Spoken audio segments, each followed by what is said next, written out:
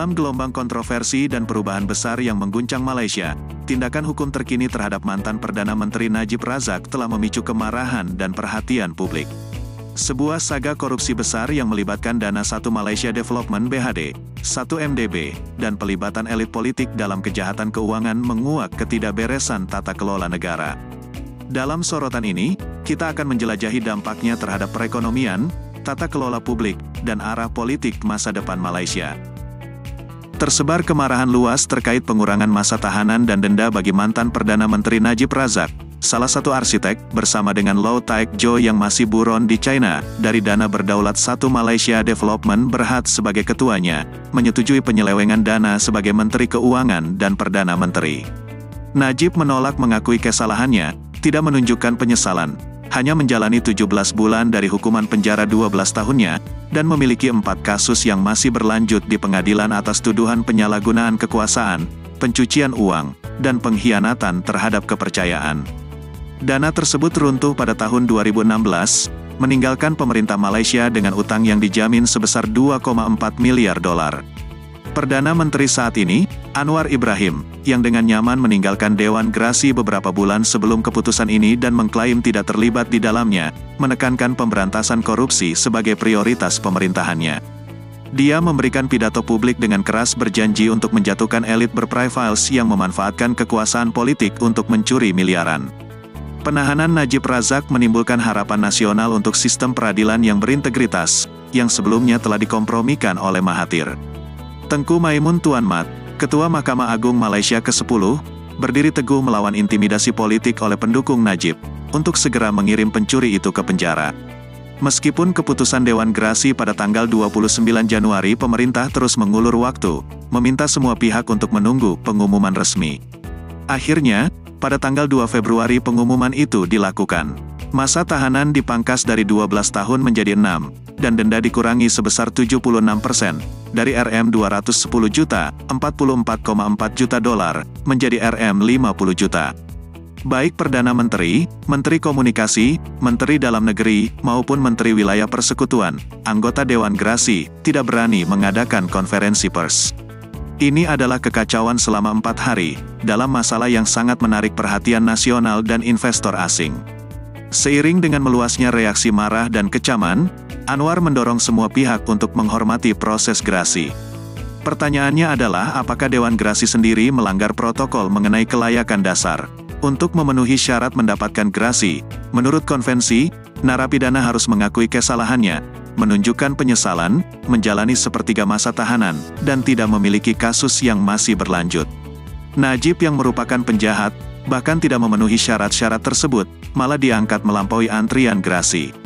Anggota Dewan Tertinggi UMNO, Lokman Adam, berterima kasih kepada Anwar karena mempercepat tinjauan gerasi bagi mantan presiden partai, membuat pernyataan Anwar yang mencoba melepaskan diri dari proses tersebut terlihat sangat hampa. Saluran penyiar satelit Singapura, Channel News Asia, CNA, mengumumkan keputusan Dewan Gerasi pada tanggal 30 Januari mengutip sumber yang dapat dipercaya 3 hari sebelum pemerintah Malaysia.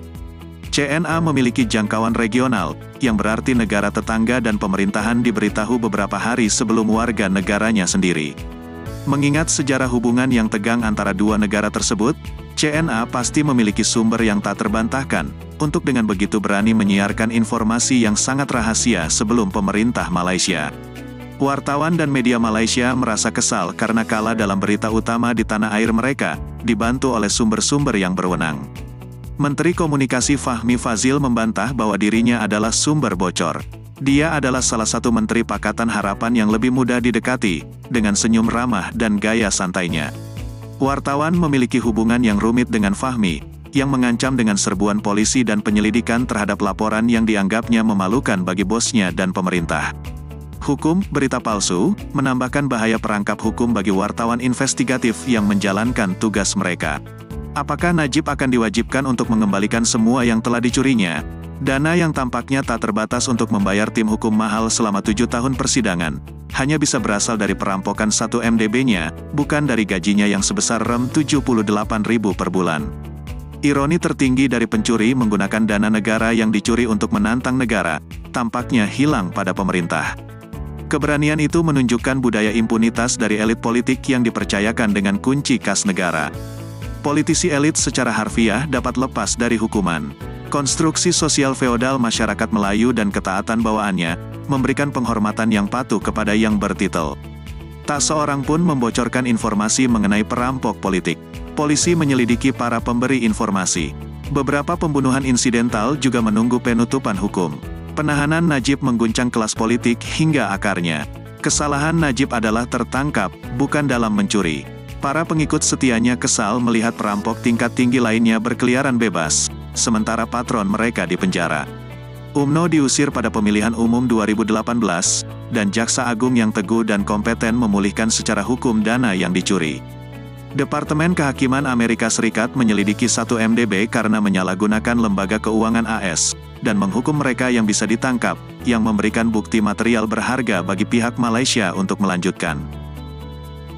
Konsekuensi bagi Malaysia. Skala penipuan yang menggegerkan pikiran ini telah memberatkan pemerintah dengan utang publik sebesar lebih dari Rm12 miliar untuk melunasi kewajiban 1MDB. Pemeliharaan utang untuk 1MDB menambah beban pembiayaan defisit dari anggaran tahunan yang berlebihan dan tidak bijaksana. Hal ini memicu penurunan peringkat kredit dan meningkatkan biaya pinjaman. Warga negara harus menanggung pembayaran ini selama beberapa generasi. Pajak dikenakan pada pedagang kaki lima, skema GST dipertimbangkan ulang, dan para penghindar pajak diburu. Tata kelola dana publik dan lembaga keuangan Malaysia busuk. Negara ini menempati peringkat ke-50 dari 180 negara dalam Indeks Korupsi Transparency International tahun 2023. Korupsi pada tingkat tertinggi telah dinormalisasi selama 6 dekade pemerintahan UMNO yang tak terputus. Pemerintahan Pakatan Harapan berusaha keras untuk memperkuat kerangka anti pencucian uang dan anti pembiayaan terorisme, AML-CFT. Terlalu sedikit, terlalu terlambat. Ringgit Malaysia terus merosot terhadap dolar Singapura. Mereka memiliki nilai tukar 1:1 dari tahun 1965, ketika Singapura diusir dari Malaysia, hingga 1973. Hari ini, dolar Singapura bernilai Rm3,54, mencerminkan pemerintahan yang tidak baik dan pengelolaan ekonomi Malaysia yang buruk. Bersamaan dengan menerapkan kondisi ekuitas Bumiputra dan staf yang memberatkan, investor kehilangan minat. Pengungsi modal merajalela. Dokumen Pandora dan Panama mengungkap skala uang hasil curian yang disimpan di surga pajak di luar negeri oleh para politisi dan kroninya. 5 tahun ke depan, Sultan Ibrahim Sultan Iskandar yang akan datang, yang menjadi Agong ke-17, sudah jelas menyatakan ketidaksetujuannya terhadap politik rasial, ekstremisme agama, penggusuran budaya Melayu oleh budaya Arab, korupsi, dan politik bermain-main. Dia berkeinginan untuk melakukan reformasi pendidikan mendasar untuk meningkatkan kualitas guru, serta meninjau kembali konten pendidikan agama. Harmoni multikultural adalah norma di negara bagian Johor, dan menjadi prinsip utama pemerintahan. Ibrahim ingin memulihkan proyek kereta cepat yang terhenti antara Singapura dan KL dan memiliki keyakinan pada mitra patungan China untuk meningkatkan ekonomi Johor melalui integrasi logistik yang lebih dekat dengan Singapura. Rencana besar kota hutan di Johor ambruk setelah Mahathir membatalkan insentif tinggal tetap untuk pembeli China daratan dan pengembang. Agong dibatasi oleh model monarki konstitusional Westminster, yang memiliki protokol yang telah dihormati antara Perdana Menteri yang menjabat dan Raja. Anwar Ibrahim akan menemukan Raja lebih tertarik pada pelaksanaan daripada pembicaraan, dan jika dia memiliki tim yang tepat untuk melaksanakannya. Dengan akhir narasi ini, gambaran keadaan Malaysia tergambar dengan jelas, sebuah negara yang terus berjuang melawan bayang-bayang korupsi dan pengelolaan dana yang tidak etis. Sebagai masyarakat Malaysia melangkah maju, tantangan besar mengenai transparansi dan akuntabilitas menuntut perhatian yang serius. Dalam memahami perjalanan yang telah dilalui, semoga langkah-langkah menuju perubahan positif dan penguatan lembaga-lembaga negara akan membawa Malaysia ke arah masa depan yang lebih cerah.